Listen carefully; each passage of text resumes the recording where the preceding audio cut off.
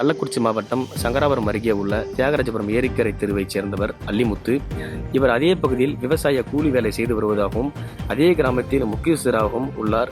இந்த நிலையில் அதே கிராமத்தைச் சேர்ந்த ஆறுமுகம் மற்றும் அவரது சகோதரர் செந்தில் என்பவருக்கும் நீண்ட வருட காலமாக சொத்து சம்பந்தமான பிரச்சனை இருந்து வருவதாகவும் கூறப்படுகிறது.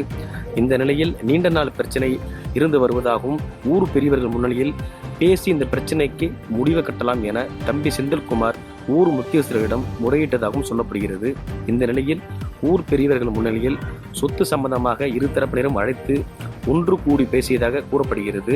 ஊர் பெரியவர்களின் பேச்சுக்கு கட்டுப்படாத ஆறுமுகம் என்பவர் சகோதரர்களின் பிரச்சனையை தீர்க்க வந்த ஊர் முக்கியஸ்தரான அல்லிமுத்து என்பவரை ஒருதலை பட்சமாக பேசுவதாகவும் எங்களுடைய சொத்து பிரச்சனைக்கு தீராமல் இருப்பதற்கு நீங்கள் தான் என காரணம் என கூறி தியாகராஜபுரம் கிராமத்தில் உள்ள பேருந்து நிறுத்தத்தில் ஆறுமுகம் பட்டப்பகலில் கொடுவாளை எடுத்துக்கொண்டு அல்லிமுத்து என் கையில் கிடைத்தால் இன்றே அவன் கதையை முடித்து விடுவேன் என பட்டப்பகலில் கொடுவாளுடன் கொலை செய்ய போவதாக சுற்றித் திரிந்த சிசிடிவி காட்சிகள் தற்போது வெளியாகி பெரும் பரபரப்பை ஏற்படுத்தி வந்த நிலையில் உயிருக்கு பயந்து ஊர் முக்கியஸ்தரான அல்லிமுத்து சங்கராபுரம் காவல் நிலையத்தில் தன்னை தியாகராஜபுரம் கிராமத்தைச் சேர்ந்த ஆறுமுகம் என்பவர் கொலை செய்து விடுவேன் என கூறி கொடுவாளுடன் சுற்றித் திரிவதாக உடனடியாக அவர் மீது சட்ட ரீதியாக நடவடிக்கை எடுக்க வேண்டும் என காவல் நிலையத்தில் புகார் கொடுத்தனர்.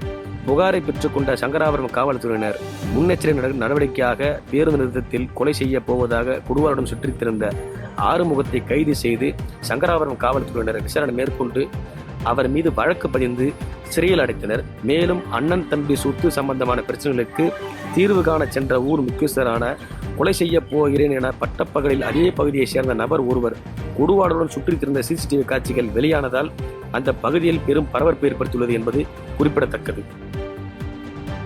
செய்திகளை உடனுக்குடன் தெரிந்து கொள்ள கீழ்கண்ட கேபிள் மற்றும் டிடிஹெச் நெட்வொர்க்குகளில் எம்நாடு செய்தி தொலைக்காட்சியை காணுங்கள். பாதகம் செய்பவரை கண்டால் நாம் பயம் கொள்ளலாகாது பாப்பா. மோதி மிதித்துவிடு பாப்பா, அவர் முகத்தில் உமிழ்ந்துவிடு பாப்பா. அண்மை செய்திகளை உடனுக்குடன் தெரிந்து கொள்ள இணைந்திருங்கள் எம்நாடு தொலைக்காட்சியுடன்.